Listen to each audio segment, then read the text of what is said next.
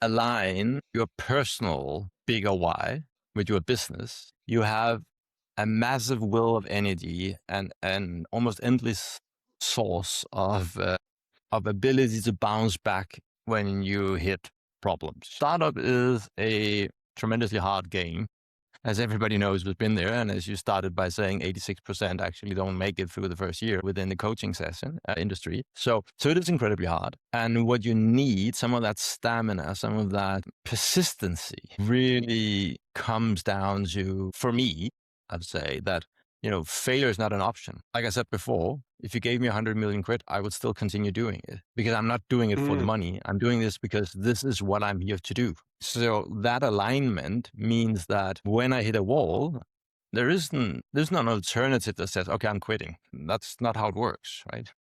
Because it's not just about getting the business to work. It's actually because the business I run and build is a tool to change and impact the world. And that's what I want to do in life. So the only way I could ever find myself saying, okay, I quit this would be if I spot an even more impactful and fulfilling way of pursuing that purpose. So there's wow. something about making sure that you have that alignment that I find a lot of people, even, my age, haven't really figured out what's really important for them. Mm, So being curious on that part, which I've been for many, many, many years, and luckily, found fairly early in life, I think, compared to most. But that has made a lot of things easier, right? Because there is this underlying current of, well, why am I here? What am I doing? What's important for me? What drives me? And then I've just sort of been plugging in different parts and opportunities and knowledges and yeah, everything into that, but it all connects. I love that. And I find that people who have that